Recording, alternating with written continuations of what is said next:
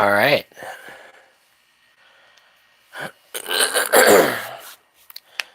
Hello, hello. What's going on? Hopefully, I can be heard.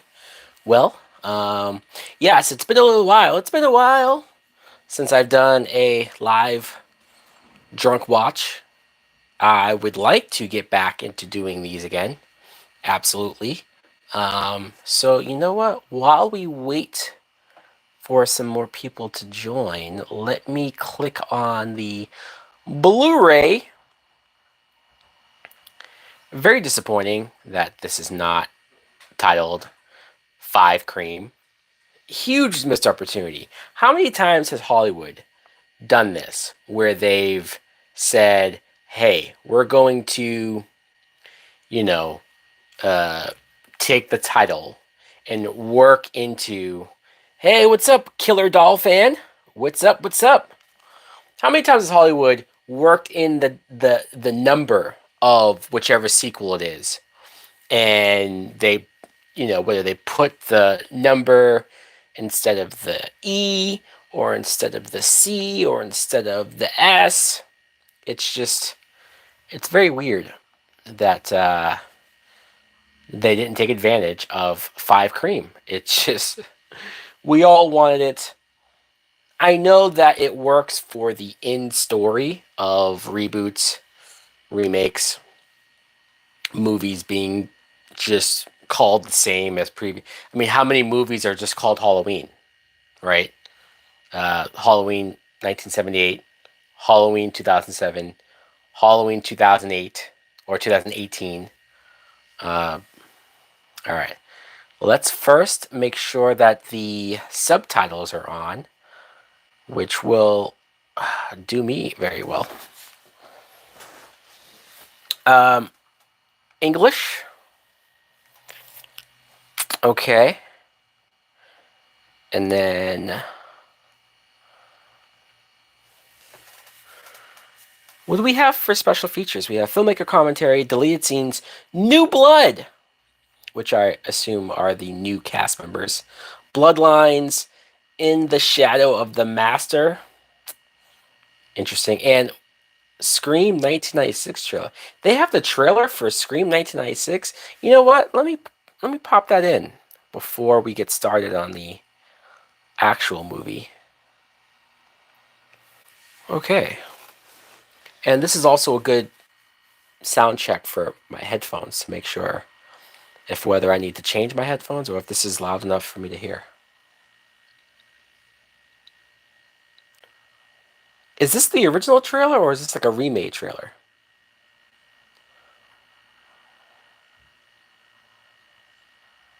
This looks like a remade trailer. Will you be sad if anyone of the of the characters die? If so, who? In Scream 6, would I be sad if anyone died? I would be sad if Jenna Ortega dies because not only do I like her in general, but I liked her in Scream 5. But I just started watching Wednesday on Netflix. I'm 2 episodes into the Wednesday show, and she's fucking great on that show. So it's almost like Scream got lucky by already casting her before she started doing Wednesday, because now she's everywhere. Now everybody knows her by name. Now everybody loves her. So you too? Cool, cool, cool. Yeah. So I'd be upset about her. I'd be upset if Gail dies, but more so because it's the original crew, it's the original characters, the original three. Um, like if they kill her, if they kill Gail, Courtney Cox, it makes sense. It does. Like I'm not gonna be angry. I'm not gonna be like, you guys fucked up. I would really only feel that way about Nev Campbell, which she won't be in Scream 6. But supposedly Scream 7's already greenlit. I don't know if that's true, but I read that somewhere.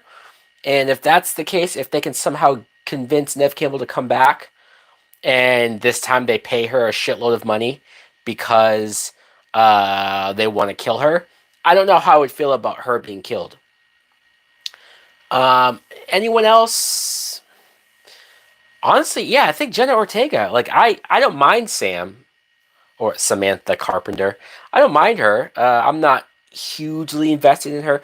Oh, Hayden Panettiere. I am ecstatic that Hayden Panettiere is coming back. So don't kill her. Yo, Ty. Glad you made it. We are about to start the movie. I was just giving it a few minutes before we jump right in. Um, but uh, but yeah, that Scream trailer, that Scream 1996 trailer, I think it was remade or a redone. I don't think that's the original trailer from back in the day. Uh, so all right, let me at least get the timestamp in. If you guys want to watch this with me, if not, if you just want to hang out, I will at least provide as much commentary and uh, background for what's going on screen as possible. Um, you know, because why not? We got the MPA thing, rated R. Okay, so I'm gonna. Should I pause it? Yeah, we gotta pause it. So now it's on 00.00.01. Play by play. Yes, the play by play. I'll be your color commentator. I don't know if I could be the play by play guy because that guy has to be super ultra serious, super ultra involved. But I can be the goofy color commentator. All right, so maybe we should just get right into it. Just like let's fucking go. The movie's only an hour and 54 minutes. That's not bad. Um, I should probably show off. Hold on, let me. Do you think they'll mention Sydney? Do I think they'll mention Sydney in Scream 6? Yes. Yes, I think it'll probably be Gail, because Gail is the only one who would probably be in the most contact with her. I think Gail will say that Sydney is with her kids. You know, like Sydney is over there. It's ridiculous that she won't be in the movie. I know. I was talking about that earlier. You know, Scream 7, I could see them paying her that money that she does deserve. Let's be real. Neve Campbell deserves her money. I mean, come on. And she doesn't even have to be the main character. She can be in the movie just as much as she is for this. Which, by the way, there's the Blu-ray. I wanted to show that off. There it is. Um, nice Scream shirt. Thank you. Appreciate it. Wanted to make sure I wore a Scream shirt. I have another Scream shirt that I'm going to wear when I see Scream 6. So you guys might see that in the review. She's the final girl, the greatest. She's the greatest final girl. She's probably my favorite final girl. Yeah, yeah. All right, we're gonna get started.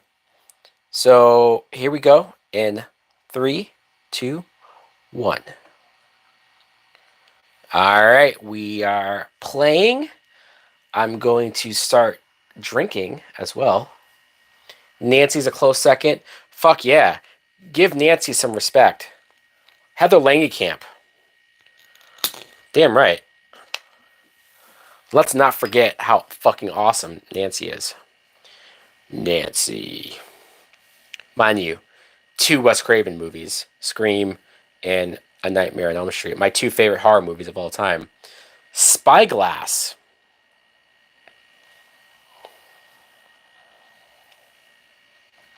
Do a Chucky movie live stream. I was thinking about doing a Chucky, like the whole franchise, doing a live stream for it because of how popular the show is.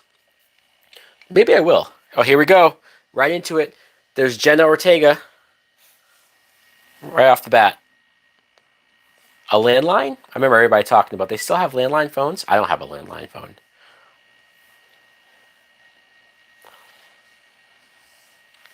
Unlocked liquor cabinet. Amber. Sold. Seed of Chucky, cut it up. Well, I mean, I don't know. I would probably, as much as I don't like Seed of Chucky, I'd probably have a better time rewatching that or doing a live watch for that instead of Cult of Chucky. I really didn't like Cult of Chucky, but I only saw that once. Um, Here we go.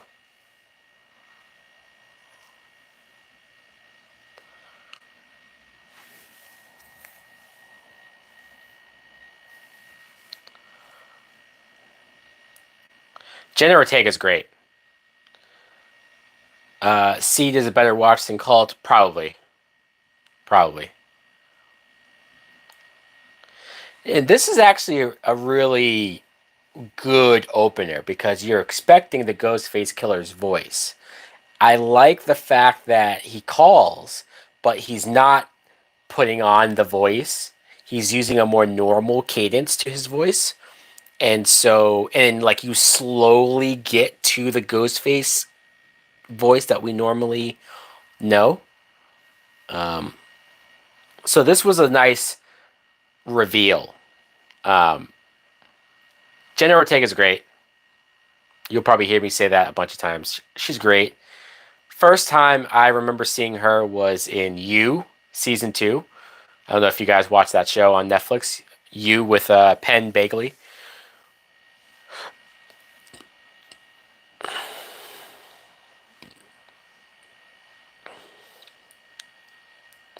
I love this talk of elevated horror. I love it because I hate the term of elevated horror. I think it's pretentious. I think it's goofy. I think it's just a dumb way for people to be like, oh, I don't like horror. I just like elevated horror. I like horror that's more sophisticated. And it's like, fuck you. It's all horror. It's all just like comedy. There's dumb comedies, there's horrible comedies, and then there's smart, funny comedies. There's no such thing as elevated comedy, right? There's no such thing as, oh, this is an elevated superhero movie. It's like, no, they're all in the good ones, the bad ones, the lame ones, the goofy ones. They're all the same shit. Give me a fucking break. And who determines what's elevated horror? Sophisticated horror, right? So I like that Ghostface hears this whole elevated horror shit and it actually upsets him and makes him angry. He's like, that's all bullshit. Let's go back to the fucking classics. Let's go back to what Stab or Scream was. He just, there you go. We heard the voice. He said her name, Tara. Good shit right there. That's such good shit. All doors locked. Now, I remember this being in the trailer and people saying like, holy shit, the way how she has the doors locked on her phone. Were you upset when Dewey died in this movie? Yes, but like I wasn't angry. I wasn't like what the fuck. I wasn't angry that how could they kill Dewey. It was just sad to see an OG character go out. And I really like David Arquette. I like, just him as a person from what I can tell. So it was, I don't know if the right word, cathartic. That's not probably right, but it was interesting. So many years of this franchise, seeing him die, it was fucked up. I mean, how many Scream sequels did people say, "Answer the phone, bitch. This isn't Amber." It was a long time coming. Yeah, it was a long time coming, but they definitely treated it violent enough to where we felt it. Like Dewey's an OG character. I told you this isn't Amber. And you get a video. Now, here's your clue. It's an honor. Yeah, that's actually a great line. Especially the reveal of the killers. It's an honor that they were the ones to kill Dewey.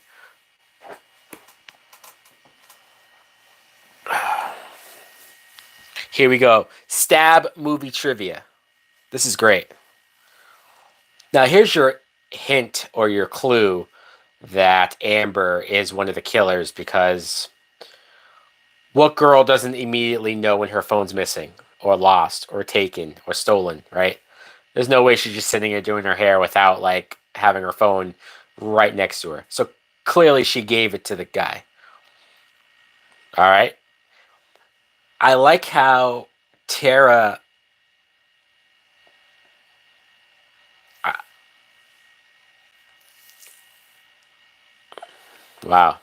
Cindy's in every movie but the last one, which was more of them commenting on her not being in most of this movie, kind of a fake out, even though the trailer gave it away that Sydney was in this. But technically, Scream 6, she won't be in it. I like that Tara says that she doesn't know the Stab movies, but she's getting every question right. She says she only saw the movie once. I don't know if I'd be able to answer all these questions if I didn't know. She got Sidney Prescott. She got Gail Weathers. Now, I do like this that she cheats and she Googles the Stab movies and looks at the cast. That's awesome because who wouldn't fucking do that right now? And I love that the cast listing is the actors that we saw uh, in the Stab thing in um, Scream 2, right? Scream 2, we saw the Stab actors. So that was great.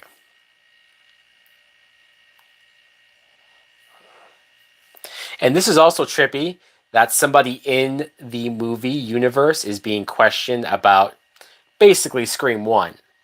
It's like, yeah, it's Stab, and the Stab movies are how people know the story in the universe, but it's kind of trippy that she's instead of Drew Barrymore answering questions about Halloween, Friday the 13th, uh, uh, you know, Nightmare on Elm Street, you have this character answering questions from basically Scream. Very interesting. And there he is, right at the fucking door. Stab. Or slice, I guess.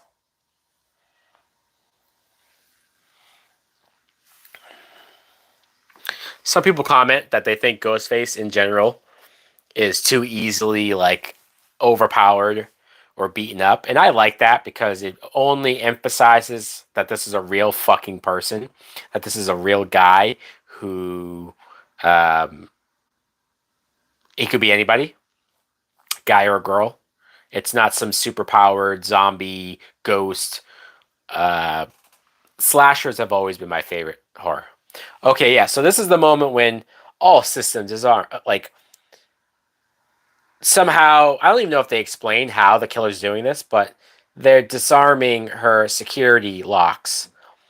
And I remember that being in the trailer and people thinking, "Oh shit, we're gonna deal with technology and how easily he can unlock doors." But it's only in this scene. It doesn't play out throughout the movie, which is fine. At least they do it once.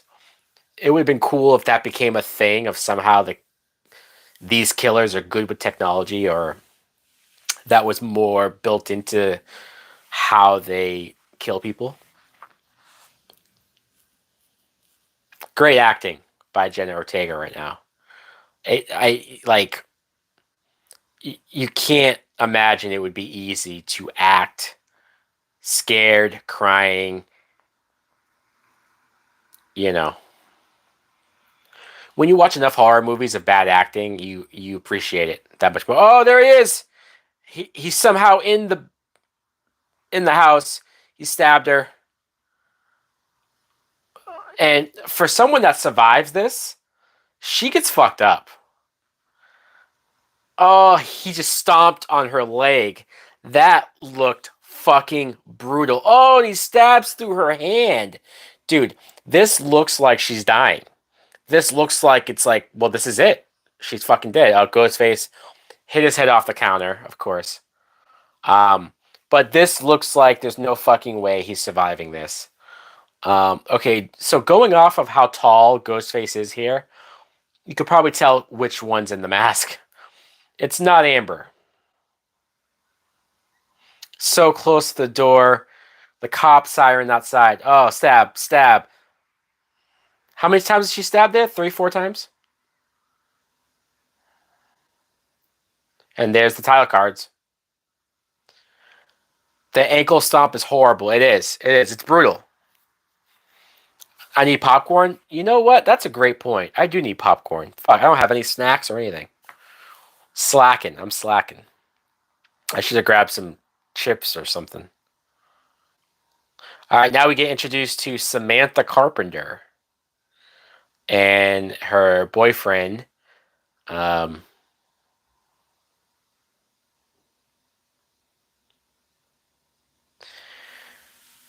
I'm never prepared. Yeah, at least I got the blue drinks. And you know what? I was gonna probably have a shot right now. Actually, not right now. I was gonna say the first kill I'm gonna have a shot, but technically Tara did not die. So another thing I like about this movie is that the opening scene, which is always the always the first kill, the opening kill is what they usually call it. This wasn't an opening kill. This was just an attack. It was a fake out. The girl actually survives. That was cool. That was different. For people saying, "Oh, it's just the same movie all over again." Like, no, they switched it up. Yeah, Sam got the phone call. She's alive. When they said she's alive, I remember being in the theater like, "What? What do you mean she's alive?"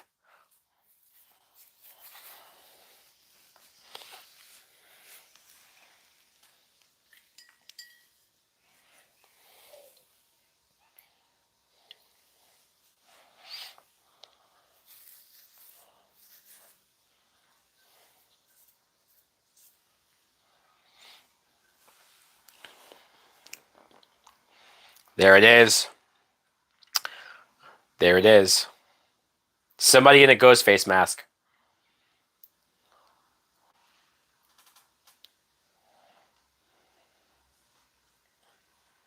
Of course you're going with her.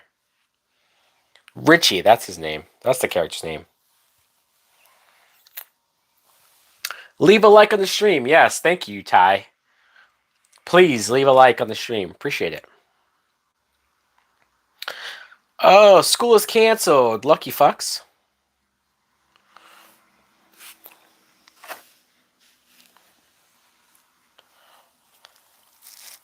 I do like this cast. I mean, um, the dude named West, I know that actor from a bunch of other stuff. So it was smart to cast somebody, at least to me, that was a recognizable face. Because you always think, well, did they cast him because he's one of the killers and he's a semi known actor? Or what? Right? And then his death is sort of, I don't want to say anticlimactic because it's not. It's just pretty vicious, but um, I like him being the son of the deputy, though. I like that they brought that character back.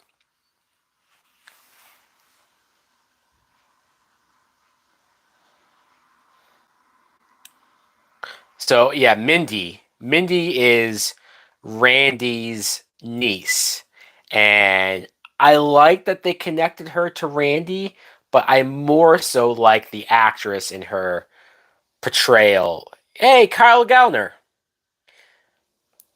Another good example of casting an actor like Kyle Gallner, who is very recognizable. Most people probably recognize him when they see him. He's a guy who used to be in a lot of stuff, especially back then. And he's here, and they purposely make him look sketchy. He's kind of a stalker. Um, he's not going to last long. And they do the usual Scream thing of like, oh, what's his face has bruises on his arm, so he looks like he might be the killer. You think he died too soon? Who, Kyle Gallner? I mean, I would have liked to have seen him in the movie more, for sure. For sure. But I also appreciate, you know, uh, I also appreciate a movie that surprises you, you know. Hey, let's cast this well known actor and then kill them early. Now, it should be pretty obvious that Richie is the killer because he's the boyfriend and because he's, the tag along and he seems too nice. And but maybe it's because I'm so used to his character from The Boys, um that he, like, him being the nice guy made sense. And also I figured it was too much of a red herring that, hey, the boyfriend, I kind of thought that maybe they wouldn't go there. And he won me over when he said, I've never seen the Stab movies. Again, an obvious bullshit thing to say, but for whatever reason, I bought it. I was like, oh, he doesn't even know about this. He's not from the area. He's never seen the movies. There's parts in this movie where he's sitting down watching it on Netflix, watching the Stab movies to catch himself up on the history. So Elm Street, I saw that. I don't think I noticed that beforehand. There was an Elm Street thing there. Damn, Tara looks like shit.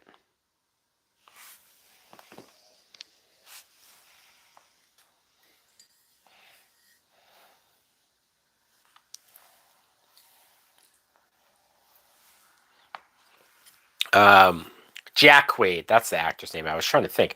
I was like, it's Dennis Quaid's son, Quaid. I was trying to think. Jack Quaid. He's really good.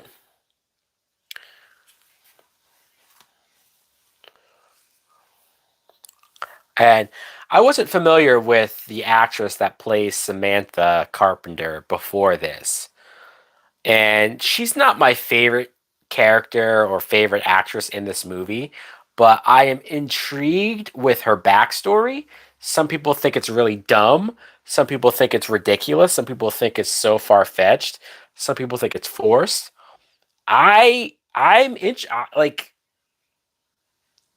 kind of respect the fact that they said, let's connect our new main character directly to the original movie, the original killer. Let's face it, whatever they try to say in Scream 3, uh, Billy Loomis is the best killer. So to tie her to Billy Loomis directly, being her daughter, I think that's very cool. Surprising. I was shocked in the theater. Like, what the fuck?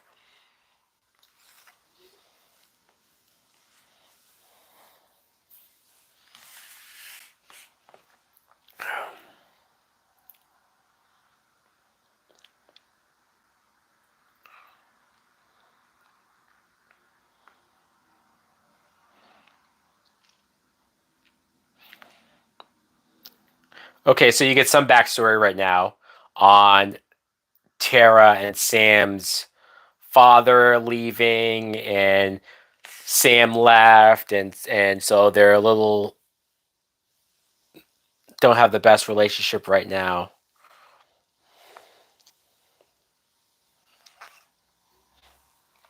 And very interesting that Scream 6 will be in New York, because we had Scream 3 be in LA, and we all know how I feel about Scream 3. Fuck.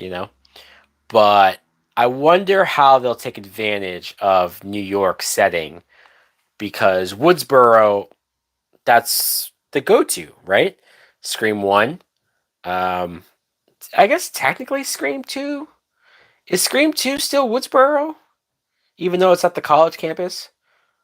I don't know if they specified that, but Scream 4 obviously goes back to Woodsboro. Scream 5 goes back to Woodsboro. Now, why do these kids get kicked out of the bar if. Actually, now that I think about it, kids, why are they in a bar? I mean, I guess you can go to a bar as long as you're not drinking. Is that how that works? All right, here we go. Kyle Gallner peeing outside. This is why he's killed. He's not killed for being a stalker. He's not killed for being creepy. He's killed for peeing outside on the wall. Fuck him. He deserves it.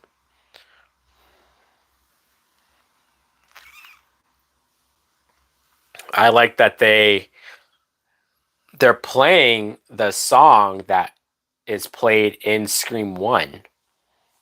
Um like I know it's a real song. I don't know the name of the song, but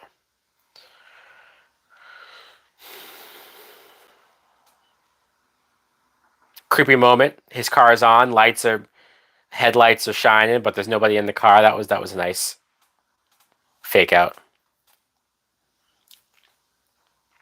And also, we should shout out the two directors of this movie, the guys who directed Ready or Not.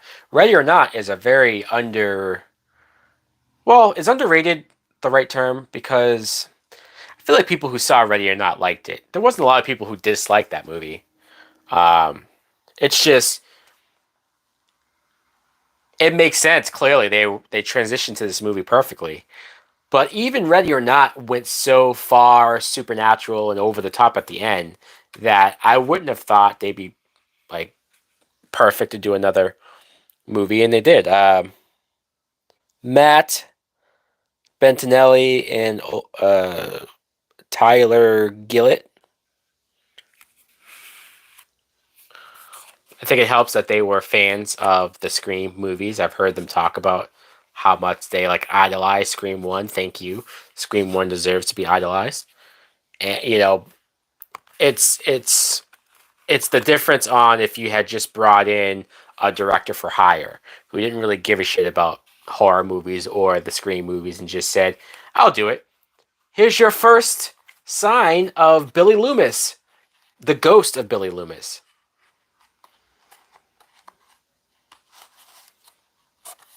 I assume they de-aged him, like CG. I mean, he definitely looks older, Billy Loomis, but it's kind of worth it, right? It's kind of worth them fucking just going for it. Like, I know it's silly, I know it's kind of ridiculous, but you know, take a chance. Hello, Samantha. We're already into another phone call. Um, Someone who knows your family secret. Ah, that got her attention.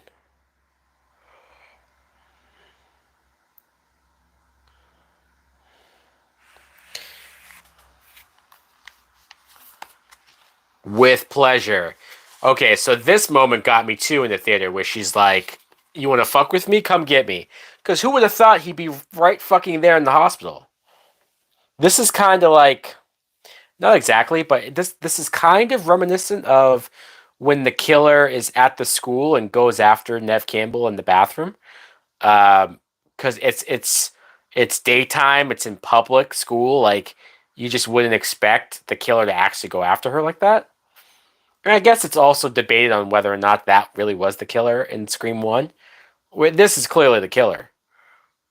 And I assume this is Amber because Richie was in the room, right? So this has to be Amber, or no, was Amber with at the bar?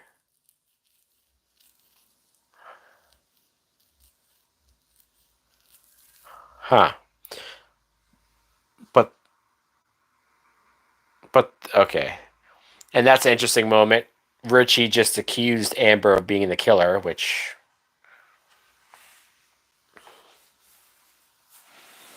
I'm so glad they brought the sheriff back. I like this actress. I liked her in Scream 4. She was very weird in Scream 4, but now that we know she's not the killer, I like that we get to see her a little bit more just be a sheriff. She's not as goofy.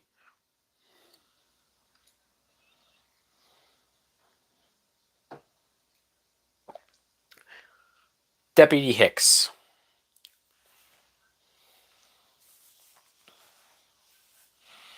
I mean, we all talk about losing Dewey in this movie. We also lose Hicks, which I'm not saying is like a beloved character, but it was a brutal death to a character that did not deserve it.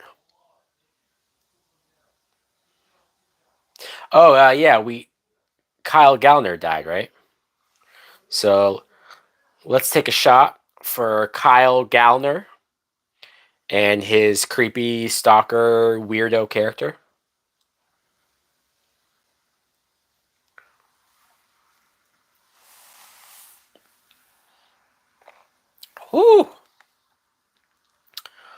Ugh.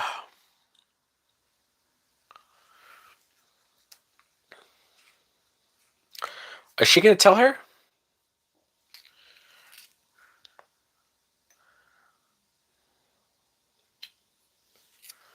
So it looks like Sam is going to tell Tara why she left.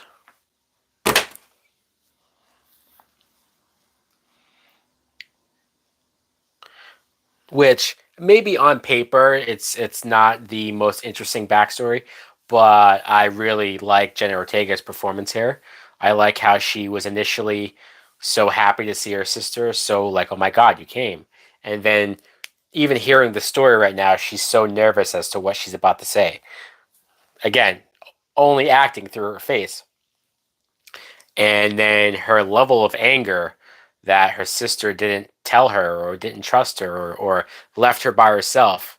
Um, you could argue that Jenna Ortega should be the main character. If Sam was not the daughter of Billy, you could argue that you know Tara is the sister to keep around.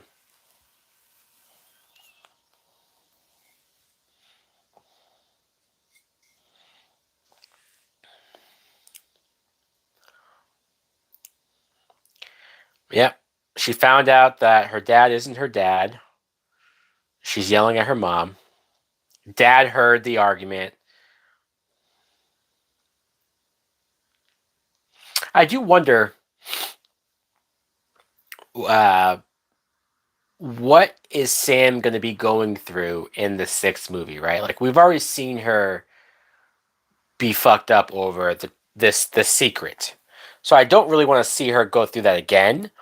I'd like for her to embrace that dark side to her, that killer side to her, but I don't want her to become a killer. I want her to be like, hey, I can use this rage. I can use this anger. I can use this Billy Loomis killer part of me to be strong, to stand up, to fight, to, not be scared or as scared. You could do something very different and interesting with that. There it is. And when I first heard that Billy Loomis was her father, I was like, wait, what? There she goes. Get out.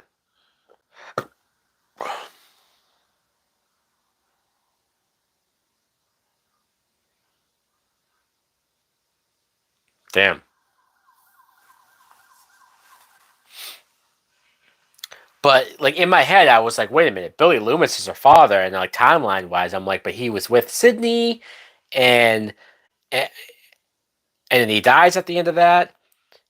And then I had to think about it and say, well, wait a minute. There's no way that he was like faithful to Sydney.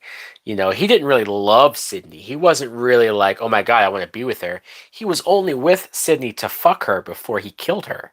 That, like, the sick twist thing to it. So it's actually not unbelievable that he would go and fuck some other girl, especially on the nights um, that Sydney turned him down. Like, think about it. Even the beginning of Scream One, when he's in her room and she says no, and then she flashes him, but he still doesn't get laid. You don't think him with those blue balls and fucking dick hard that he's not like, I need to go fuck something. Let me go to some girl's house that I know will easily give it up, her mom. And there you go, she gets pregnant. I mean, it's not the most unbelievable thing in the world, right?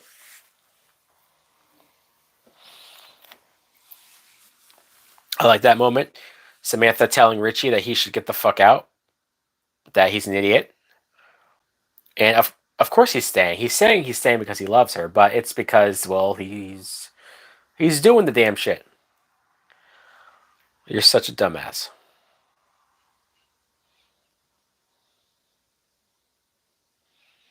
I'm wondering who the killer is in Scream 6 because, like you can't always have it be the boyfriend. Um what's Scream 2 dealt with that very well as far as you think it's the boyfriend, you think it's Jerry O'Connell, you think it's him, you think it's him, and then boom, it's not him. He gets shot and dies. So, and in this movie, it is the boyfriend. Even in Scream 4, they made it look like um, Emma Roberts' boyfriend was the killer, but then he wasn't. So I wonder how we're going to subvert that same. I don't know if she's going to have a boyfriend, if either one of the sisters will have a boyfriend. We get introduced to Dewey, David Arquette. Very interesting that, David Arquette and Courtney Cox meet on the set of Scream 1, start dating in real life because of said meeting. Um, uh, they get married. Were they married by Scream 3? I don't remember if they were already married. But they get married. So Scream 4, you see that they're married. And then they get divorced after Scream 4. Was it after Scream 4 or before Scream 4? Whatever it is. Like their whole entire relationship has been played out through these Scream movies. And then even by Scream 5, they are divorced. They aren't together. Dewey's not doing well. He's living in a trailer park. He's drinking. He watches her every morning on TV because he misses her. And the obvious route was, which I think this is what happened in real life. I could be wrong. I don't want to be the gossiper. But the fact that she left him. And I think this movie's playing that up a lot, that like she left him. Only to reveal that he left her because he didn't feel good in New York. He didn't feel good being away from his comfort zone. So I thought that was all interesting, all of it. And we all talk about Nev Campbell not being in Scream 6, and yes, it is a big deal, a huge deal. We should be talking about it. But Scream 6 will also be the first one without Dewey. So I wonder if there will be any, I don't want to say tribute, but like the way how they pay respects to Randy. They always have a Randy picture.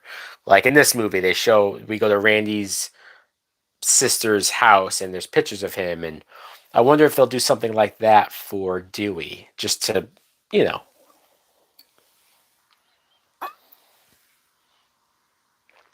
But you know what? I also like this a lot for Dewey because there is no Randy. Now Dewey is the one giving out the rules. Now Dewey is the one who's like, hey, this is what's going on. This is why it's going on. This is what you need to look for. This is, who you need to look at.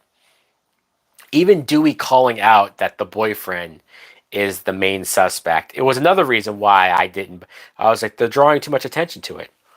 If you think about it, Scream 1 draws a shit ton of attention to Billy. In the same way where it made me think it wasn't Billy because they're just pointing it out too much. It's too obvious. So they do the same thing here, really.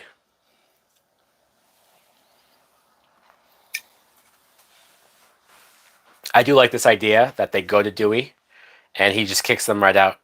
He has to be convinced or he has to, on his own, come back. Um, and it is interesting to think about how, because of these characters, right? Because of Samantha going to him for help, she indirectly does cause his death as far as getting him involved in something that he probably shouldn't have been involved in. I thought that's something to think about. Right now, too, you think Dewey's about to call Gail because he was just watching her.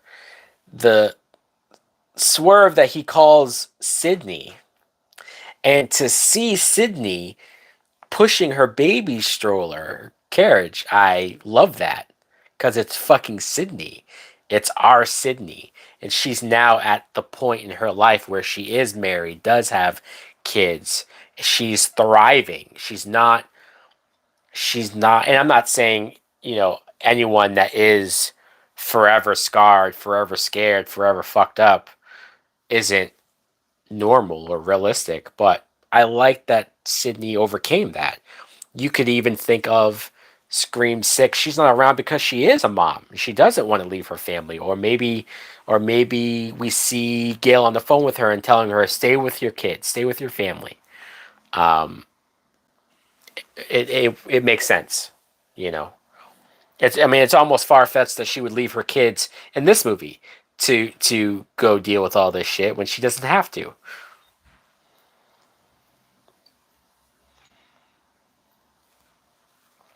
And I like what she says. I'm Sydney fucking Prescott. Of course I have a gun. There it is. Perfect timing. Anytime a character's like, I'm a fucking badass, like saying like they know what we think of them is true. And even see like this, a scene like this would almost be enough for Scream Six. Like the idea that like a character calls Sydney and says, "Hey, just to let you know, this is what's going on. Don't come back." And she says, "Don't worry, I won't." Like even just a scene like that would be like, okay, that would like some people might be disappointed that she doesn't come back, but even if you did that, just to get her cameo, just to give her a quick payday, I'd be okay with that. Oh, I like that Gale is in his favorites still on his phone. He's gonna text her. Ghostface is back. Don't come here. Hope you're doing well, smiley face.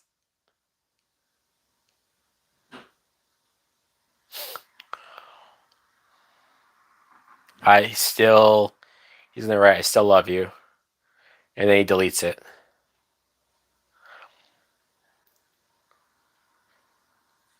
Oh, and I did notice this the second time I watched it. He has the the box with I assume it's her ashes. Tatum, his sister, um, Rose McGowan.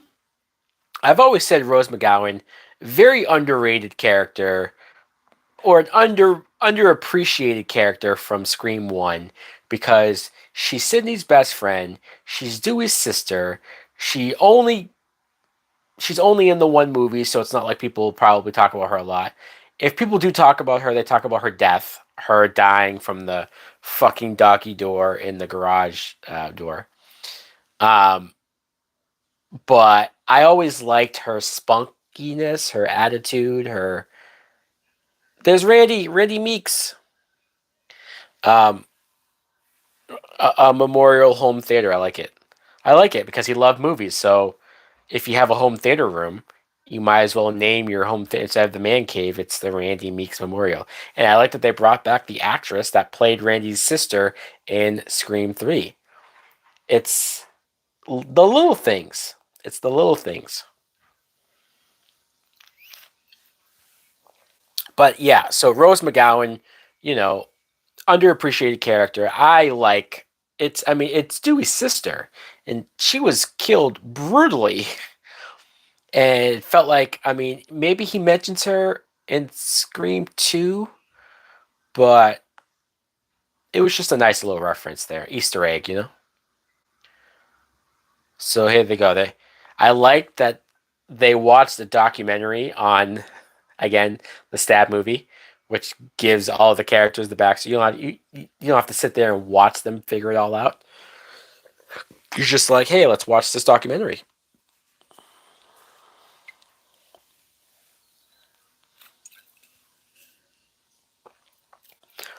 See, the character Wes says you got dumped by your famous wife. Again, uh, playing into the idea that she's the one who dumped him. Stu Macher's sister. They mentioned Stu by name, playing into the theory, a theory that I loved, that Stu did not die at the end of Scream 1, that he survived the TV falling on his face. His face would be all scarred and fucked up.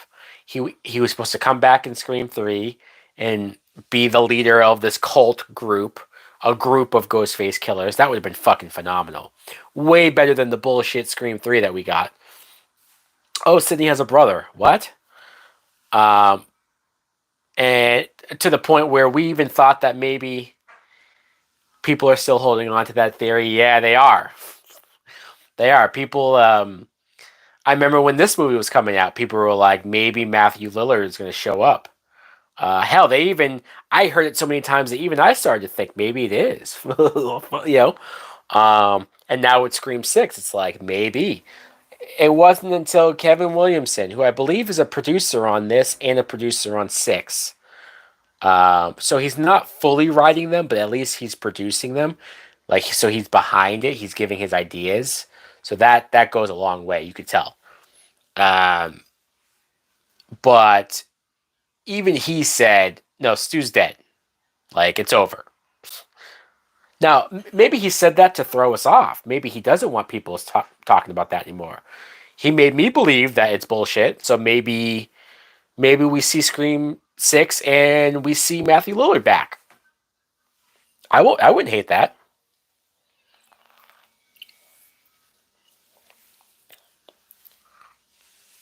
Here we go.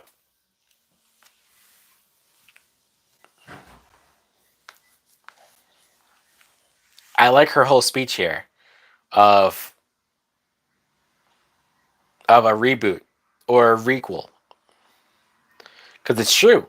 She named all the franchises that have done it: Star Wars, Terminator, Halloween, Jurassic Park, Texas Chainsaw. Like they all do these updated movies that are connected to the original, but have the same name as the original. Which plays into why this movie's called Scream. I get it; it's meta, of course, but I still think it would have been worth it to call this Five Cream or even Scream V, right? Because when you see how cool the Scream VI looks for Scream Six, imagine Scream V and how they could make the V in red look like boom right there. If you made that red, which would be the V, that'd be cool.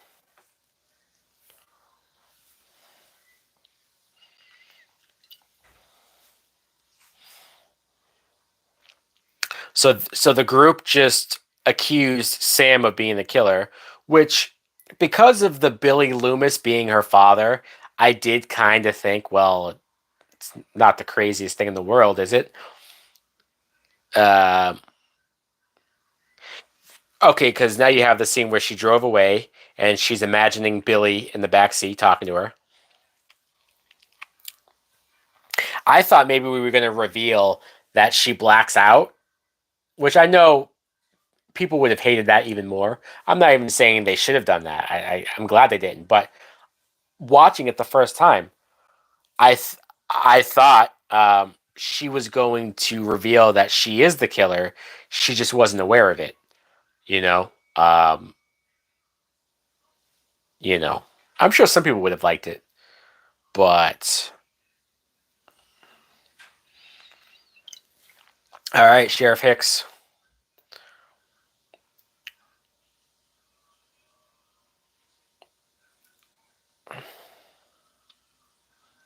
Is it weird that she calls her son Tiger? I'm only asking that because when I hear Tiger, I think of Mary Jane calling Peter Parker Tiger. So seeing a mom call her teenage son Tiger, I mean, maybe that's just me reading into it. Um, by the way,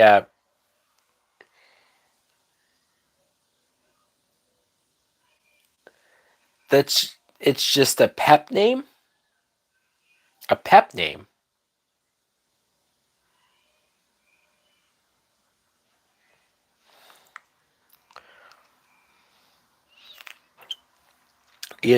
Sheriff Hicks.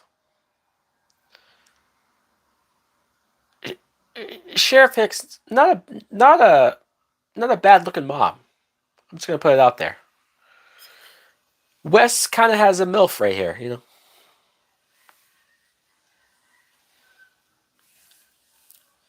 And to think that when Dewey left Gale, he never hooked up with Hicks after all that stuff. Judy Greer. Um, what about Judy Greer? Judy,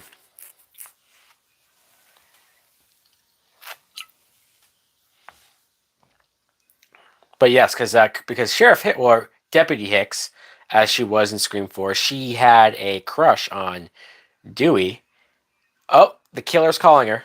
Hello, Sheriff Hicks.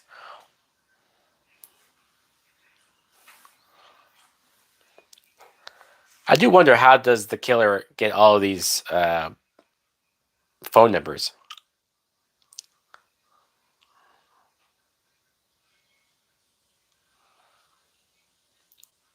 Need to try them lemon squares? Yeah. Yeah, let me let me see the actress that plays Sheriff Hicks. Uh M- Marley Shelton? Marley Shelton. I remember her being in um Planet Terror. That that movie, that Robert Rodriguez movie that accompanied Death Proof. She was the I think was she a cop in that movie? I remember she had like a crush on Rose McGowan in that film. Uh, which is funny. Rose McGowan we just talked about in Scream 1.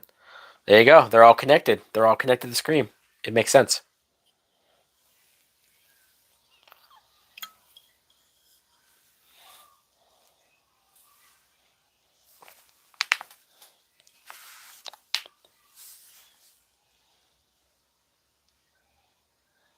Now you have she's speeding. Sheriff Judy, sh she's speeding back home, and of course her son. Although this makes sense at least that he doesn't hear the phone call because he's in the shower. And I like that they tease a potential psycho kill of and a great fake out, right? That he was waiting for her at the door and stabs her at the door, catches her off guard, and stabs the fuck out of her. This was a this was a kill that bam bam uh uh he guts the fuck out of Hicks. Damn. uh but yeah, they definitely teased the psycho kill, which is smart because these guys know, we know horror movies. We see a character in the shower, we think of Psycho. So you might as well play into that, because it's not above Scream to recreate, or you have a killer that wants to recreate classic horror uh, scenes, right? That I mean, you could easily do that. In fact, I'm surprised they haven't had a killer who their main goal is just to recreate movie scenes. The killer in Scream 4, their whole thing was that they were recording stuff and posting them online, recording the kills. You could have gone into that more where they're recording it, but they're trying to recreate their favorite scary movies. I mean, that could be a future killer plot. If they do Scream 7, there you go. I just gave it to you for free.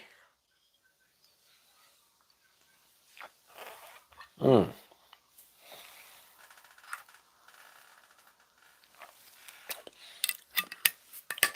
Now, the first time I saw this scene, I was thinking, okay, I am way too tense. I'm watching this kid prepare these plates and these fucking chopsticks and all this shit. And I'm constantly waiting for the killer to pop out. And I remember when he finally does get killed, the killer just like shows up and stabs him. Hey, Shadow Bear, are you late to the party? Well, we are about an hour in, so we're probably about halfway through the movie. But yeah, look how many times he closes the door and you expect the killer to be behind him. Uh, right now, we are at the part where Sheriff Hicks was just murdered by Ghostface, and now her son, Wes, is about to get got. So, But yeah, the first time I saw this, I was just like, oh my god, this is taking too long. Just fucking kill him already so that I don't feel so tense. But the second, third time that I've watched it now, I appreciate what they're doing, how they're faking you out and how they're constantly making you guess and constantly like, is he there? Is he there? Is he over there? Oh, the door's open. And then the violent way that he dies, the knife being shoved right through his neck is really, really fucked up. Uh, I am glad Kirby is confirmed to have survived. I absolutely agree. Sorry you missed the first hour you're at work. Hey, no problem. No problem. You can either keep watching or you can come back after and watch it from the beginning if you want, you know? All good, all good. Yes, I could not agree more. Is Kirby's probably my second favorite character in Scream 4. You got Nev Campbell, because Scream 4 is probably the most badass Nev Campbell is. It's the most I'm not afraid of you Ghostface that she ever is. Oh, there's the knife through his neck. Oh, and it looks so fucking real, and it goes through the side of his neck, comes out. Oh, I mean, clearly it's probably an effect, but it looks real as shit. Ooh, yikes. Ugh, yeah. Um,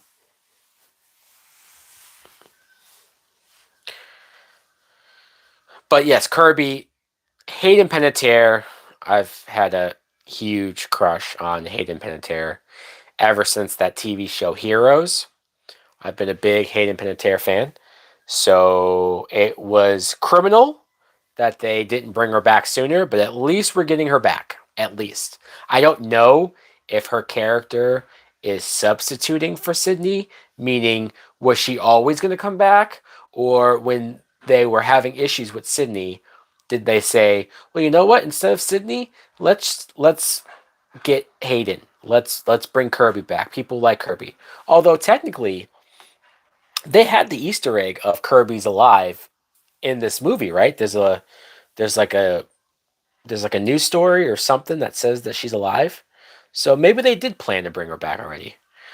Uh, Courtney Cox, first time seeing. Well, besides Dewey's TV, we actually get Gail a part of the movie now. Do you like the obvious John Carpenter reference for Sam's last name? It's amazing that actually, now that I'm thinking about it, Scream 6 will make Gail Weathers the most reoccurring character in any Scream movie. She will beat Nev Campbell for more times in a Scream film. That's wild. I'm just now realizing that. Like, even if they kill Gail, she still will have the record unless Sydney comes back for 7. That's something interesting to think about.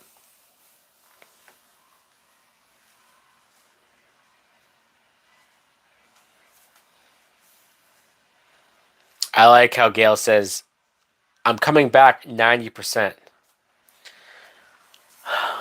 Am I 30 years old? That's a random question. What was that? Uh,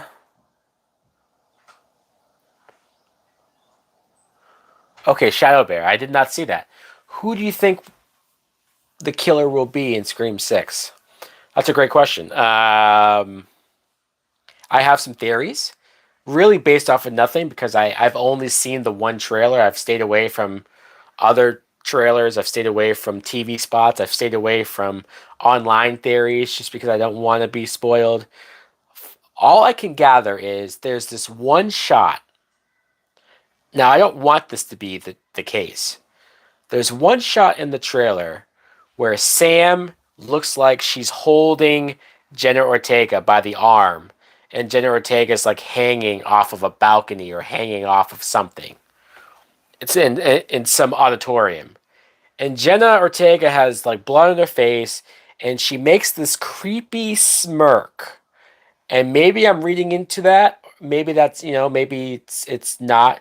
But it made me think, oh, she's the killer.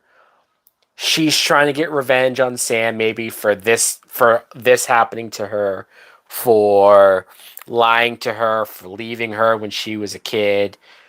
And in that scene, you see Tara's about to die and Sam's holding her, and Tara has a look on her face like, I'm like, fucking let me go. Or maybe I'm completely wrong. Maybe that's not the case at all. Maybe I'm reading too much into that. Um, my other theory is, unfortunately, Hayden Panettiere, Kirby coming back. She could at least be the second killer. Oh, there it is. Okay, I just caught the Kirby being alive, the Kirby interview on Richie's laptop. I never saw that before. I only heard people mention it. This is my first time seeing it.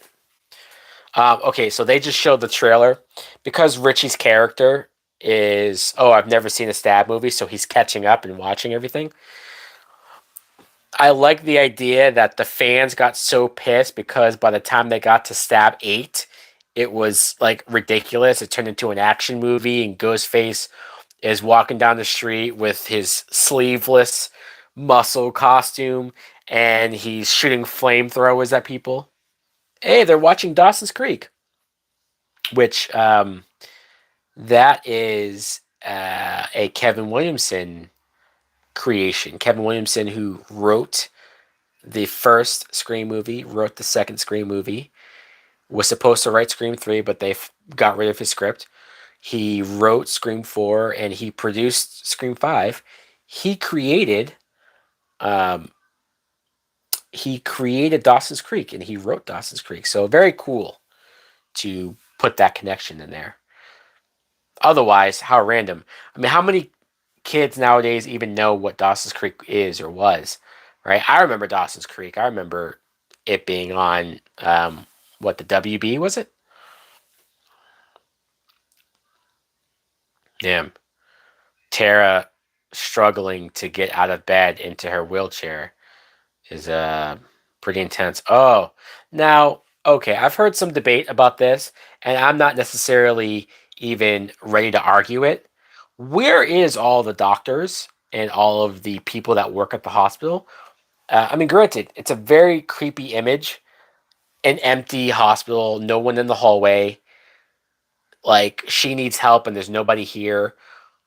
There's some of that played into Halloween 2, the original Halloween 2, because Michael Myers kills everybody, but also in Rob Zombie's Halloween 2 at the beginning, even though it's a fucking dream and I hate that. But the whole idea that Laurie's looking around and there's dead bodies everywhere, there's nobody at this hospital to save her, she's injured, and like, so an empty hospital is a great um,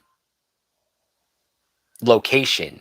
And we do see one dead security guy, right? Or one dead cop. So are they implying that every like worker is killed?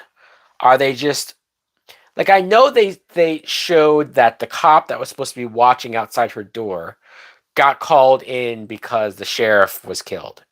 And maybe there's obviously some EMT people and other people that went to the scene, but it's hard to believe that nobody's here. Not a huge complaint, not me going nuts. It's just an observation. You know,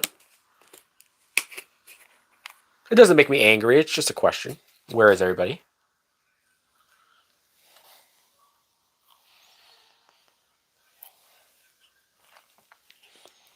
We do have our red herring of the killer. Um,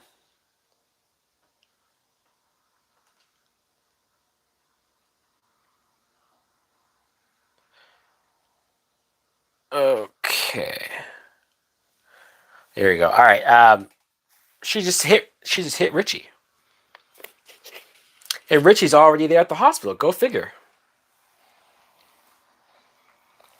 Yeah, so here's your moment where um this is like Scream 1 where the killer gets attacked by the ghost face to throw you off that he's the killer. So there is a lot of recreations of Scream 1. Uh Although it doesn't even have to be like a reference or a recreation of Scream 1. It just makes sense to throw you off of somebody being the killer. Um Now the question is, now here's the question.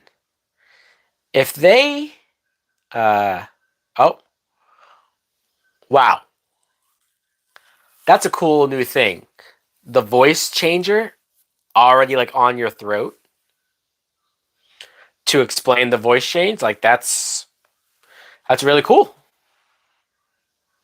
I don't know if there's a thing like that exists, but we can go with it.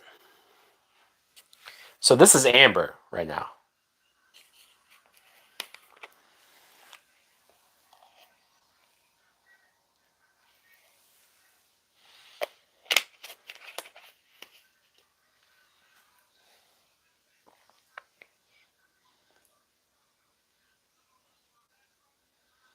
Wow.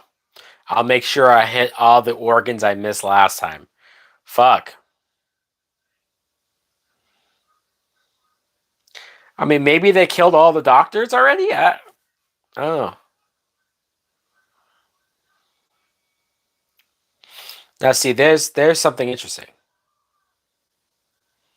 Maybe you're too weak for this franchise. I like that line.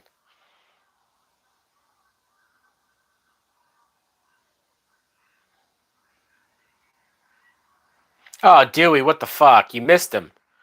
God damn it, Dewey. This is your last chance to be a badass.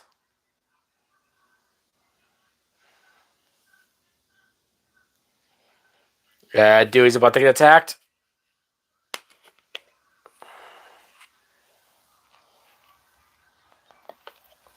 Oh, shit. Okay, yeah, so people have commented that doesn't make sense that Dewey's struggling with this little girl, Amber. Um, I don't know. I've never been attacked or struggling with even a however much Amber weighs. Bam, bam, Dewey just shot the killer. Um, yeah, so I've never struggled with somebody trying to stab me, no matter how big or small they are. So I can't pretend like, oh, it should be easy for him to be able to. I mean, he does kind of overpower her. It's just not easy. He struggles a little bit, but he does stop her from stabbing him.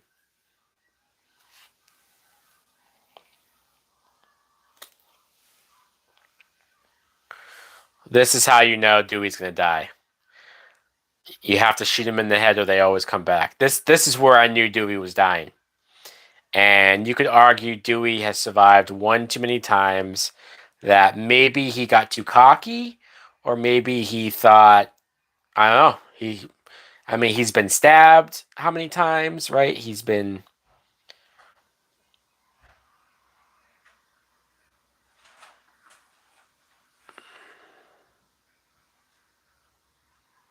and his phone call distracted him enough.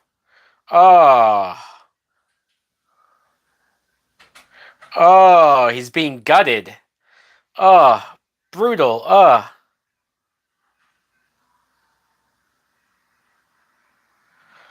that's hard to watch, man. They were wearing the vest, of course. Gail was calling him. So Gail indirectly caused his death. It's an honor.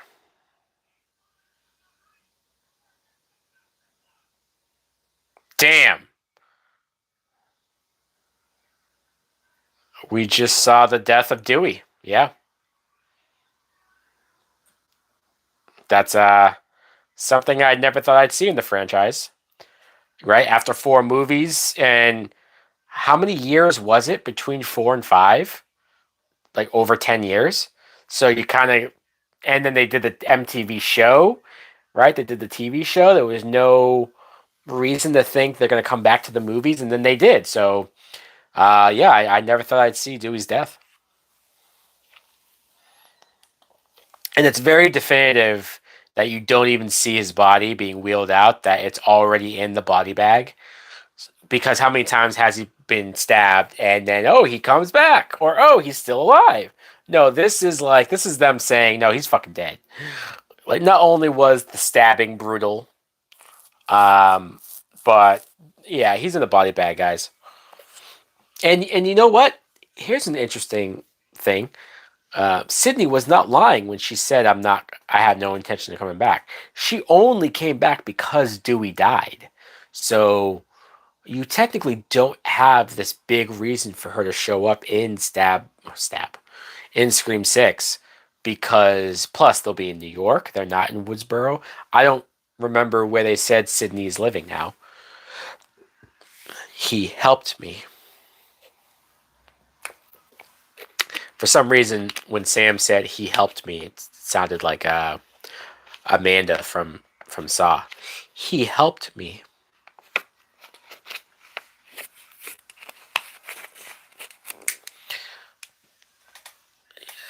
Yeah, Courtney Cox crying about Dewey's death is probably some of her best acting right now. You know, it's not too over the top. It's not too like it's very real. We're gonna have a shot. There's Sydney. Let's have a shot for not only Sydney's arrival, but for Dewey's death. R.I.P. Dewey.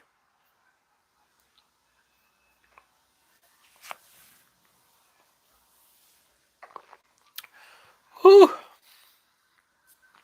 It burns.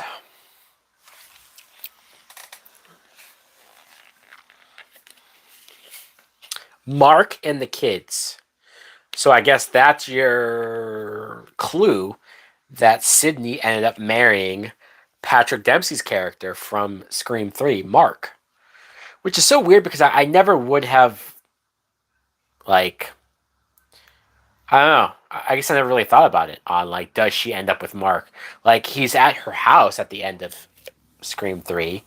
So it's not the craziest thing ever, but Scream 4 never mentioned it, never addressed it.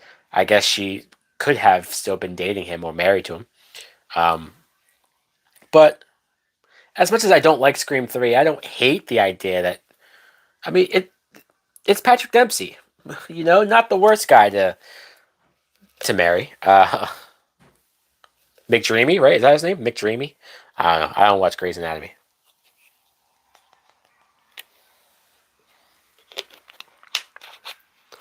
But yeah, I rewatching this movie is also further adding to my theory that Tara is going to be the killer. That she's going to not only resent Sam for leaving her, but also blame her for everything. I mean, Tara is going through so much fucking shit right now, right? The beginning of the movie, the this hospital moment, and then the end of the movie, like she went through a lot. She gets beat up, and Sam being so afraid of becoming a killer herself, it would be interesting that her sister actually becomes a killer, and her sister doesn't have a blood connection to Billy like she does. So it further shows that it's not about that. You know, like that's not what's going to make her a killer. Um, I just really like the sister relationship, so I don't want that to happen. I mean, the more I think about it, the more it's not the worst thing in the world.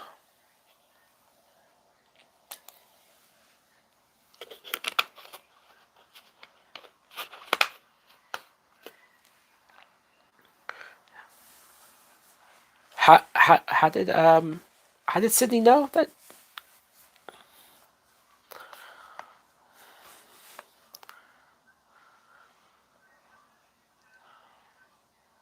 A lot. Man, I'm really gonna miss Nev Campbell in the new one. Again, even if it was just one scene, it just she brings a lot of weight to the franchise. She's just a comfort face. She's a like it makes sense to see her here.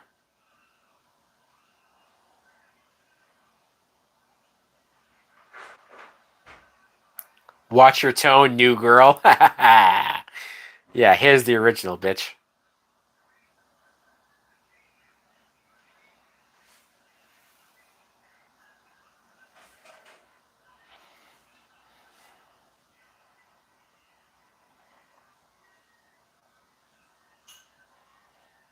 Bait. Pretty much, yeah.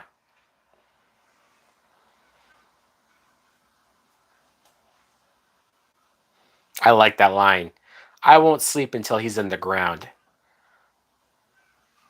Another perfect Sydney line.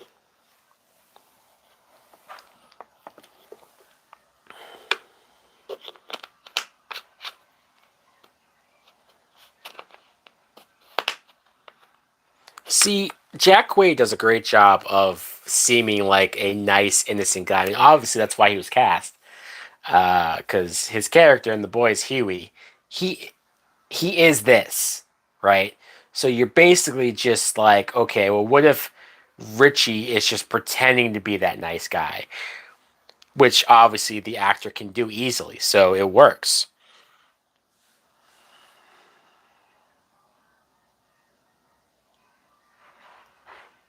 Sydney put a tracker on their car. How easy is it to like get a tracker? Like to have a tracker?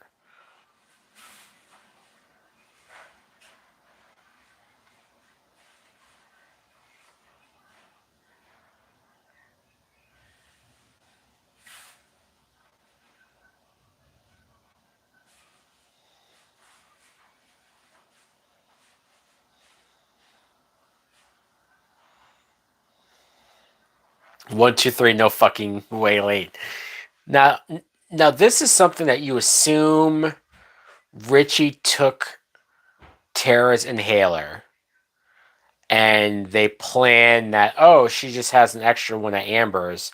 It gets them to Amber's house, which is fine. It works. It's just you have to. When Sam asks Tara, "Do you think you can make it?" and she says no, like you have to bank on Tara's going to say no. Because what if Tara said, "Sure, I can make it." Like, is Richie going to be like, "Oh no, I think you really need it." Like we just in case we probably should. Like he'd make it obvious and give it up, right?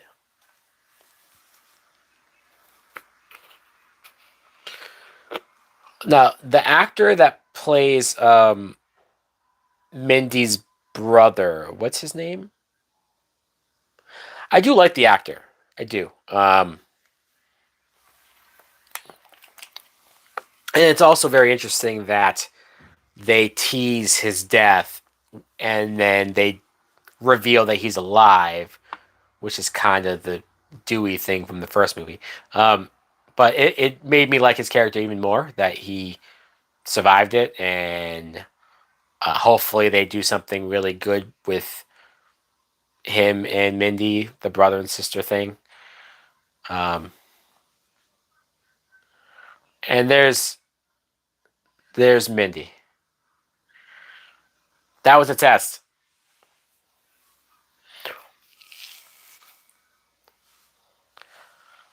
I liked the scene.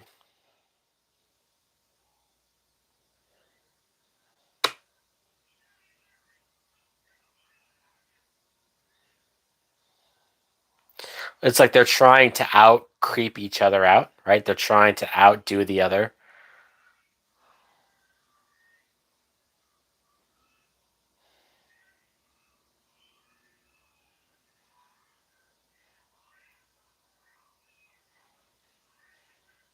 I like that. How do you know I'm not the killer? Because I am. This actress that plays Mindy, very, very, very good, very good. Especially in a cast where there's so much other shit going on, she stands out from the new group.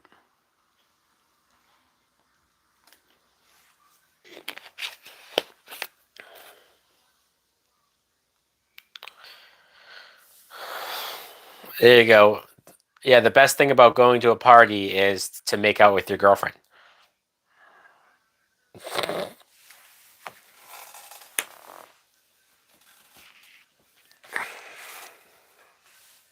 I like though how he he realizes this is a bad idea because his girlfriend could be the killer.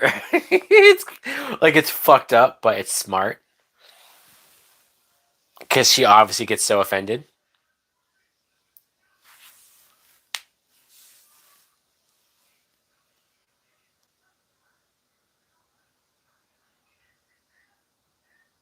Yeah, don't take this the wrong way, but you might not be the killer.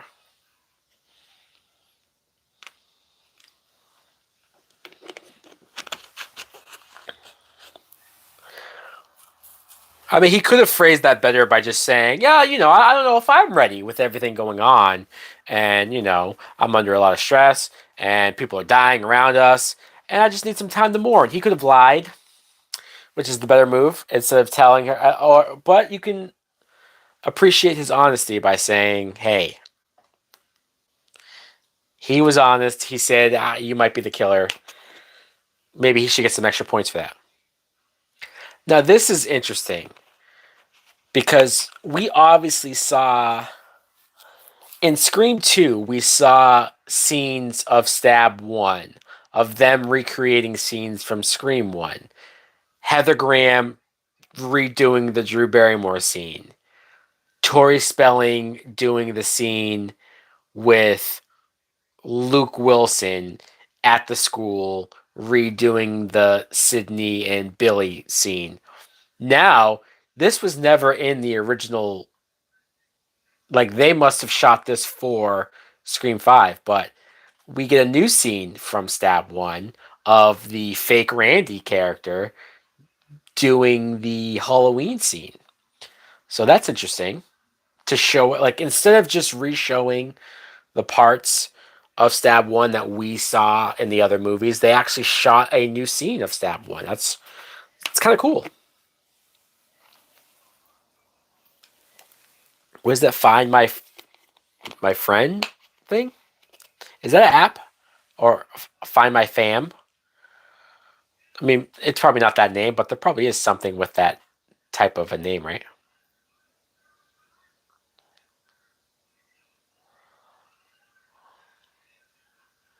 Well, this is kind of creepy. The whole idea that, like, the way how they build the tension of him looking for Liv outside, and the way how they show that the killer is coming up to him with the app.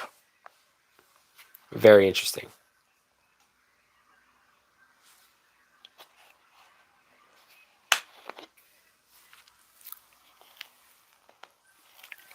Well, unless she's buried. Yeah, leave, dude. Oh, there's the killer. Oh, he's stabbed in the leg. Oh no. Randy's nephew.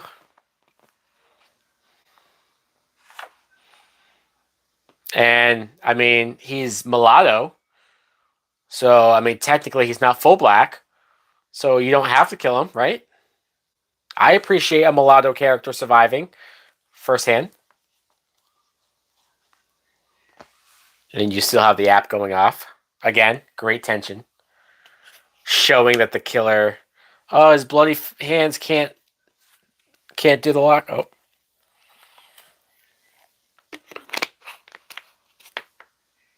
smart. Throw the phone. He's bleeding a lot.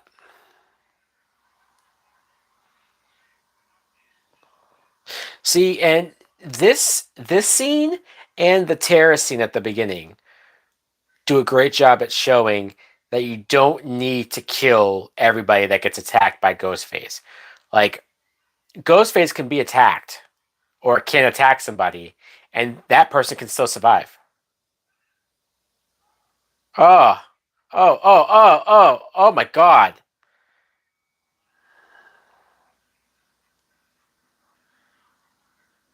Oh, he stabbed him like 5 times, quick. Boom, boom, boom, boom. Fuck.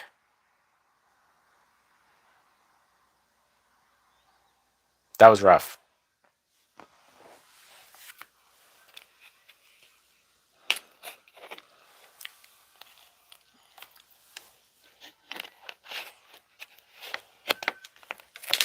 Hey, look who made it to the party, Tara.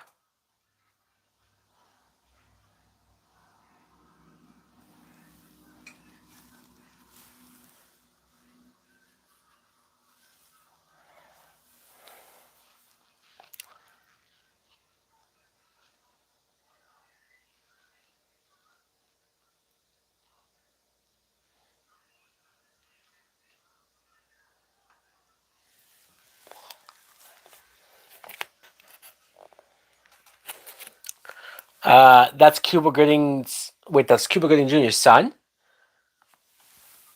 Who is that? The actor that plays Randy's. Uh,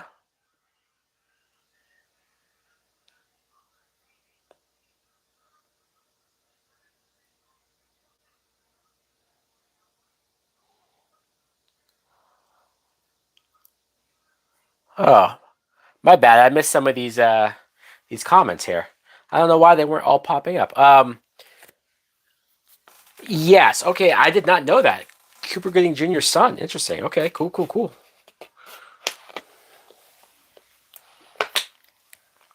There you go. Jack Quaid just got rid of everybody from the party. Oh, look at Mindy is having some lesbian action with this girl here.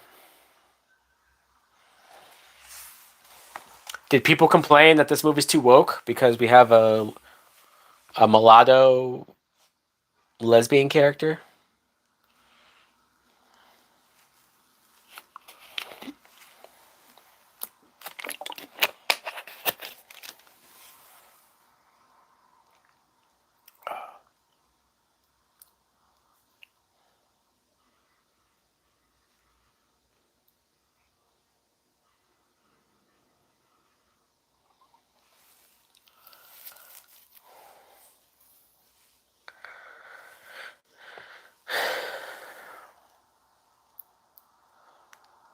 She's the only what?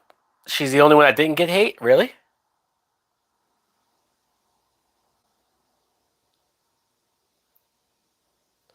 I don't know why I'm not getting all of these. I'm not seeing all these comments. Like they're not popping up on their own. That's annoying. So my bad if I'm not replying to all the comments. It's the only requel that didn't get hate. Oh, okay. What you're saying? I don't know. I did see. You're right. It didn't get hate, but there were people who said that this movie wasn't that good. Like I saw some complaints, but you're right. It didn't get hate. That's very true. Um, because a lot of requels, especially nowadays, have gotten hate. Some of it deserved, some of it not.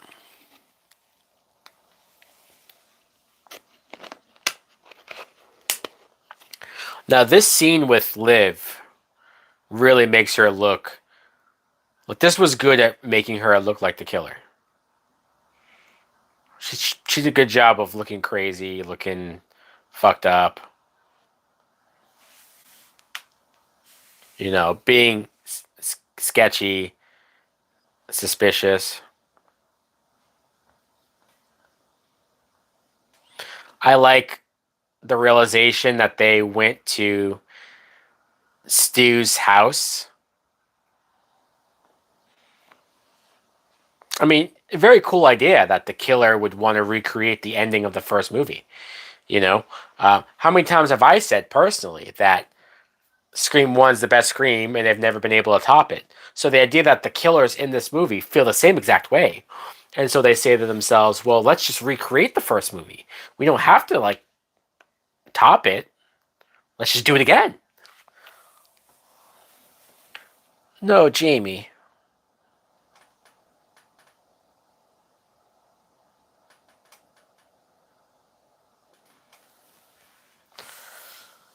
Yeah, see, for some reason these comments aren't popping. Like I have to physically. Yeah, that sucks. Another reason why I need to find a new way to live stream. Yeah, I mean I don't consider it the best screaming.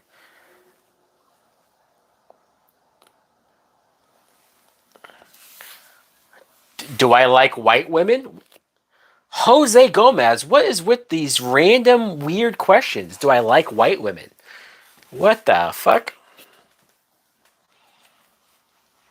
All right, Mindy. Mindy's be.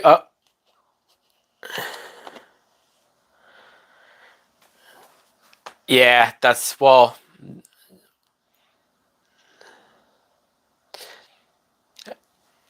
But I need to get like a software set up that like.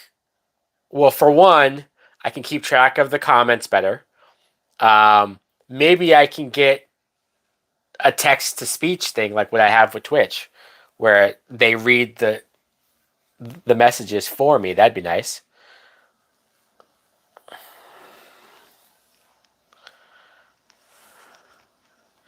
Chad, that's his name.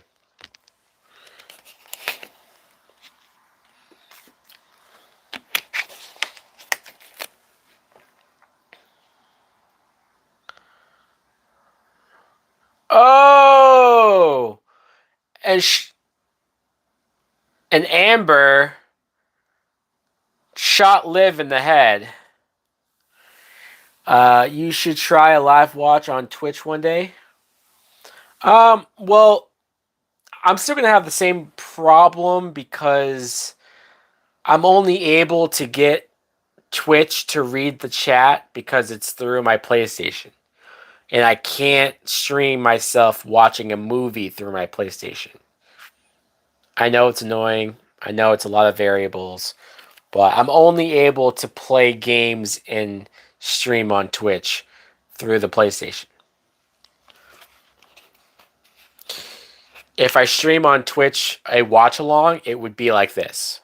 It would be the same. It would be the same way.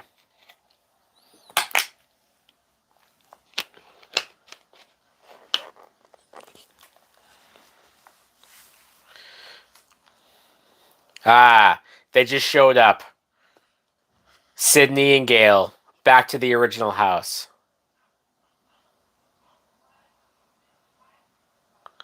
You ready for this? Never. I love that. Oh, I love this scene too.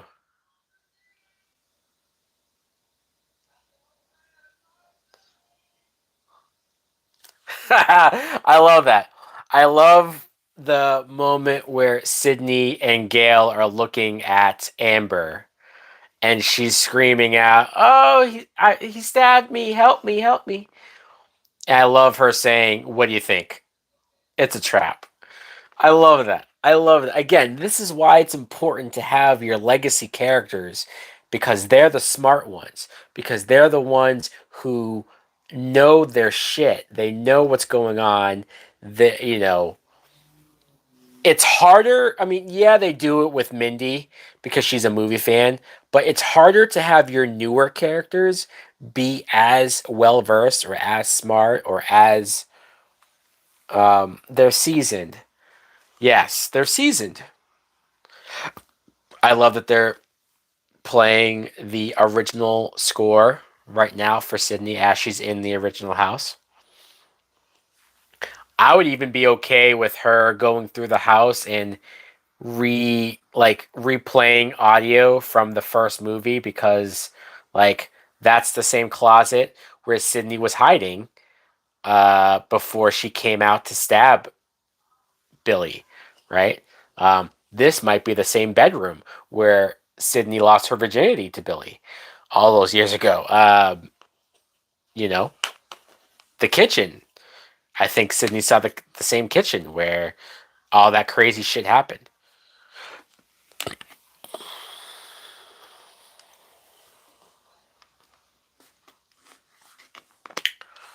But poor Tara. See this moment. This is a moment that might make Tara be the killer in the next movie. Sam hesitated to cut her loose because Sam didn't know for sure if she wasn't the killer. And it's smart for Sam to be that wary, but it's also pretty fucked up if you're Tara. Like, what the fuck? You don't trust me? So that could come back. That could come back. If Tara is the killer, Tara could have a whole speech of a bunch of reasons why she's the killer, and that could be one of them. That you didn't even trust me.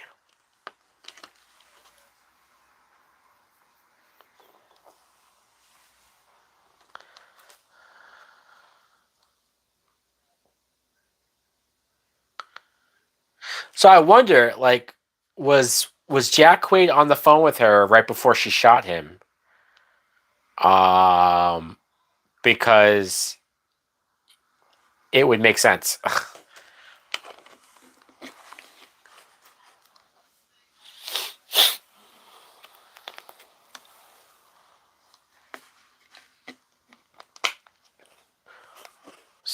Oh, they're going for the gun. They're going for the gun, and Sam has the gun. This ending has the best death of the killer in the franchise. I agree with that.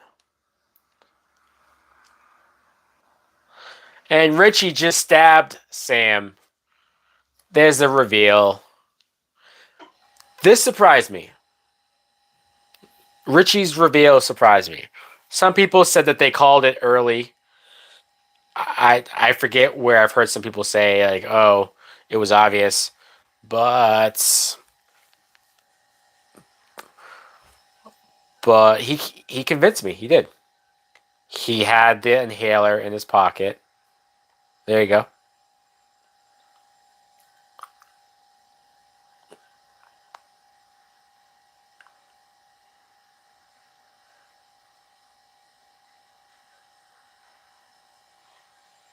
I would hate to be burned alive. Yeah, you know what's funny is that this actress that plays Amber, who gets burned alive here, she got burned alive. Same actress got burned alive in the Once Upon a Time in Hollywood. She's one of the Charles Manson. She's the Charles Manson girl who gets set on fire by Leonardo DiCaprio with the flamethrower. So she gets two different movies where she's burned alive at the end. How great is that? It wasn't obvious. People just say, "Yeah, that's true." Some people just say that, right? Oh yeah, I knew it all along. I could figure it out. I could tell. That's true. People are just bullshitting. Um,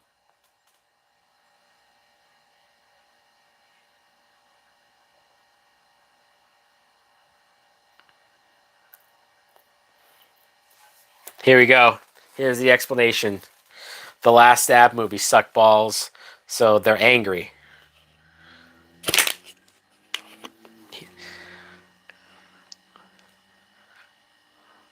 Toxic fandom. I know some people didn't like this take. Would you rather be burned or drowned? Fuck. Both would be horrible. Those are probably the two worst ways to die. But I guess I'd rather burn. I guess. I mean, I could be wrong, but the idea of drowning to me is scarier. But they both suck because you're dying both ways. Maybe because drowning, the idea of drowning, if you are drowning, maybe you have this idea that you might survive or you might be able to get out or you might be able to hold your breath long enough, but then you can't. Like maybe there's too much hope in drowning. Um, Drowning seems quicker. I mean, maybe, but I don't know. That suffocating feeling. I don't know. I don't know if I'd rather that.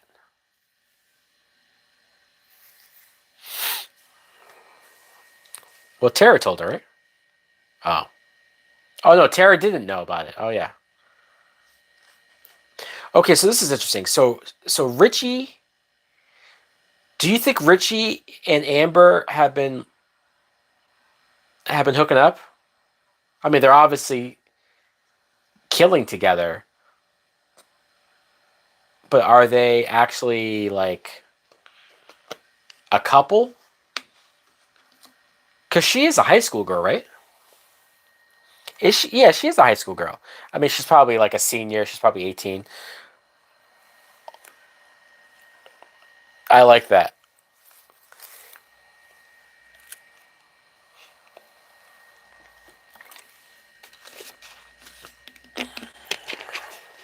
I'm not gonna lie. Oh, they stabbed Sydney. No. I dread the day that like if they do ever kill Sydney, I dread that scene. As hard as it is to watch Dewey die, I don't know if I can handle Sydney dying. Um, Maybe Nev Campbell wouldn't give a fuck because I'm sure if they paid her enough, she'd probably say, "Fuck it, yeah, kill me, I don't care." But for me, it would hurt too much to see her die. I'd rather her not ever come back than to see her death in a movie.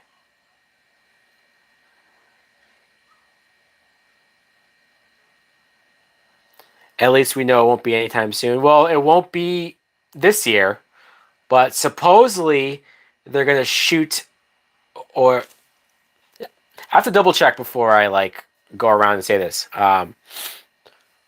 But I heard that they already greenlit Scream 7. So if they can convince her to come back for Scream 7, the plan might be to just kill her so that they don't have to deal with this bullshit with, right? I mean, and I'm not saying her wanting more money is bullshit because she deserves it, but I just mean to them, to producers, it's like, oh, we don't want to deal with this bullshit. Let's just kill her off. That might be how they look at it. If I'm her, I wouldn't come back. Yeah, that's true. Sydney, Nev Campbell never has to come back, and people will always be like, no, Nev Campbell is still the final girl. She never died. She was never killed off. Because even Jamie Lee Curtis, yeah, they rebooted and brought her back, but we've seen Jamie Lee Curtis die in a Halloween movie before, right? That's something that you can't like not pretend like didn't happen. Unfortunately, we've seen Nancy die in Nightmare on Elm Street 3. Um, a lot of my favorite characters in horror movies have died eventually.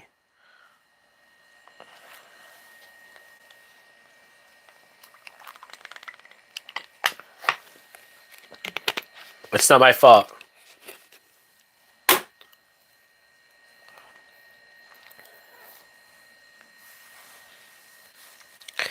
But yeah, I know some people didn't like. I know people didn't like the idea that the killers were huge fanatics. But when you go on Twitter and when you see people and their weird opinions, their like weird places their mind goes, and the pure like hate that can come from someone towards somebody that they don't know. I mean, it's. I don't think it's the biggest stretch in the world, you know.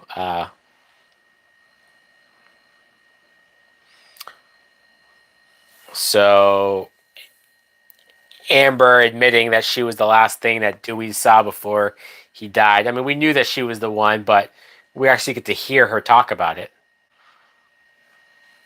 I like this. Time to pass the torch. It's all yours, bitch. Light the bitch on fire. I love it. I love it. Here we go.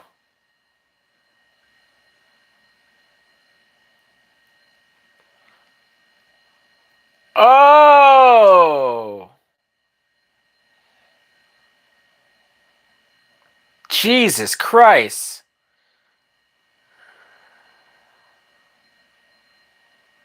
Enjoy that torch. And what's even more fucked up is that she's not done.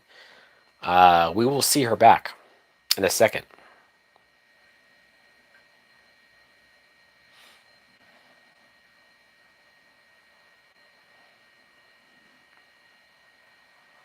And even if you're somebody who did not like the reason for these killers, the whole toxic fandom thing, it's still better than the killer in Scream 3. I'm sorry.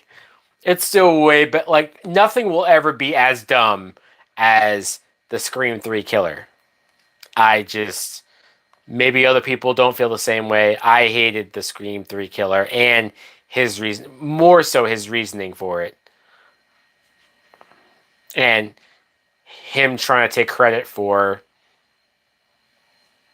Now, this is creepy. The reflection of Billy in the mirror is pointing out to her where the knife is. So, Billy's reflection, Billy's influence, helps Sam kill Richie. And she kills Richie in a really brutal and violent way.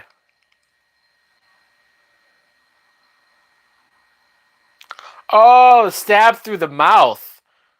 Oh, fuck.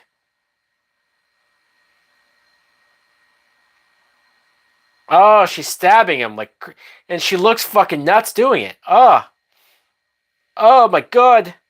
Oh my god.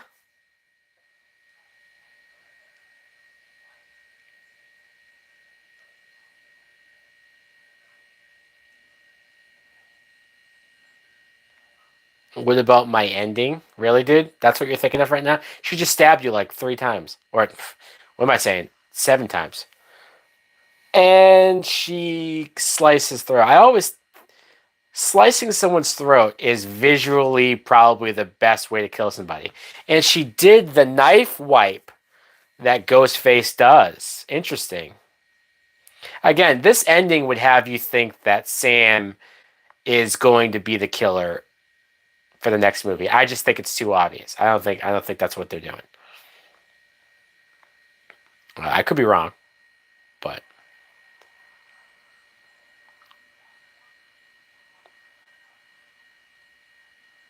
careful, they always come back. And she shoots him in the fucking face. Damn.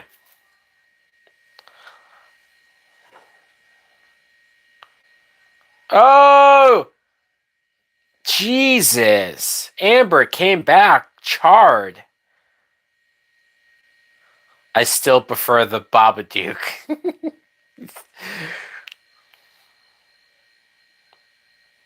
Maybe that will come into play. If my theory's right that Tara is going to be the killer, maybe you bring in the fact that Tara prefers elevated horror, and she either feels like she's lowering herself to slasher movies, or she tries to bring in elevated horror tropes, techniques. I don't know. I don't know. We'll have to see how the killer is, how the killer talks, to see if any of that makes sense and checks out. There you go. We just saw Chad, Mindy's brother, is alive and well. So that was a nice surprise. I fully expected Chad to be dead, and he's alive. So good for him. We'll see if they keep him alive, or if they brought him back just to kill him again.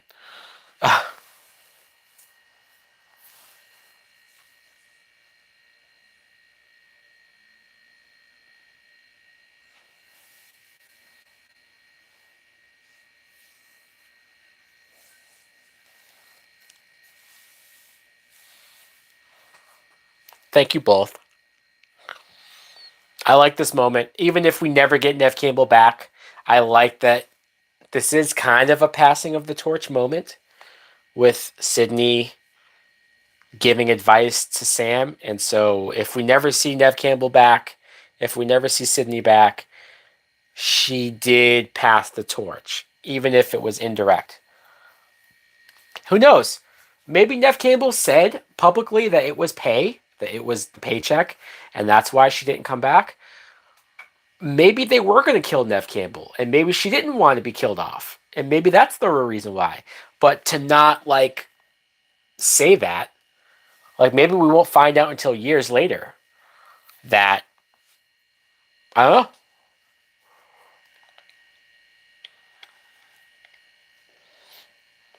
Or maybe Nev Campbell said, "If you're going to kill me, I should get paid more." It's like her last big paycheck, and I don't know, because why else would they not pay her? Maybe they thought, well, we're going to kill you off, so why would we pay you more?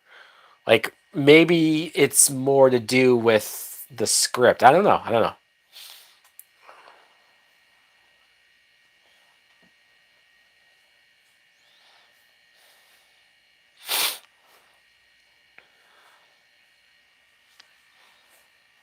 That's nice. She's going to hold her hand all the way there. I mean, it's nice now until we find out that fucking Tara's the killer. Ugh. And there you go. A similar shot to the end of Scream 1, the same house.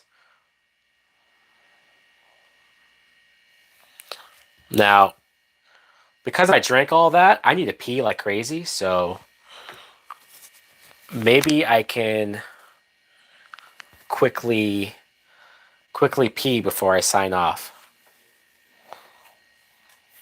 I just want to wait till they cut to credits. Fade to black. For Wes. That's nice. First Scream movie that Wes Craven did not direct. And there you go. All right. I'll be right back.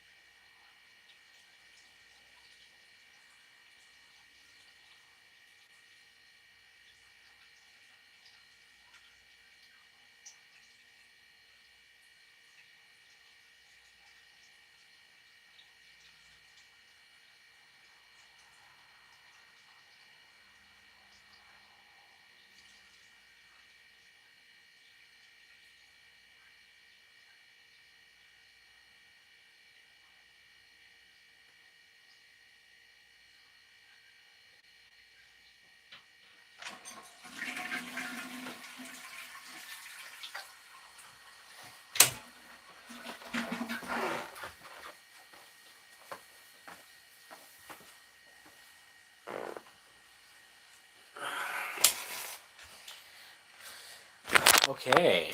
Oh shit, I forgot that they brought back the character credits, the character picture credits. I came back just in time to see Nev Campbell and Nev Campbell. Huge staple of the Scream movies is the credits of the actors, the pictures of them. Um, did Scream 4 not do that? Because I remember they made it a big deal that they brought that back for this movie. Trying to remember if that's the case. So, all right. Well, I appreciate you, those who watched this with me. Scream 5, 5 Cream, or apparently just Scream, we're going to call it. I think it's a fun film. I enjoy it. I think it's, pays just the right amount of respect for the Scream series. I think it's violent. The kills are great. gory, but it's not too gory. It's graphic, but it's not like even Saw and Hostel. It's not that level, right? Which some people can't handle. But but yeah, and rewatching this has only made me even more excited and interested and giddy about Scream Six. It's a great way to get me kind of in that mood for Scream Six. I hope it lives up. You know, this is a quick turnaround. Scream Six is only coming out what 14 months after Scream Five. It's wild.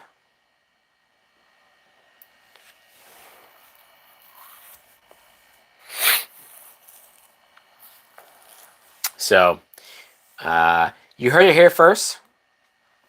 Scream Six. I think Tara's going to be the killer.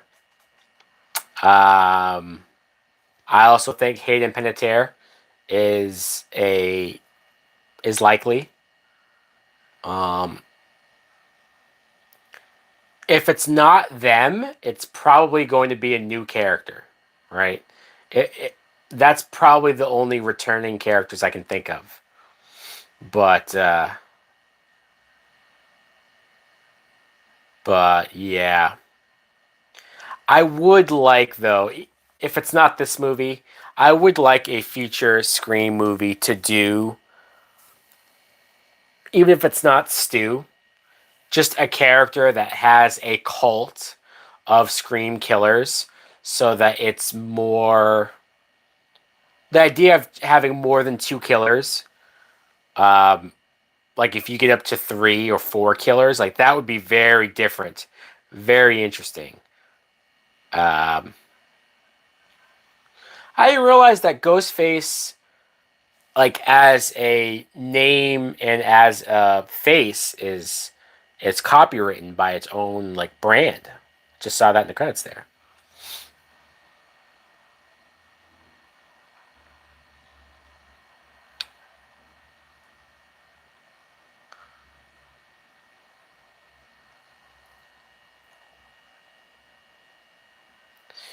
All right, everybody, that's it. Credits are over. We will do this again. Hopefully it's not as big of a gap of how long before I do another live watch. We shall see when the next one is. Thanks for watching. Later.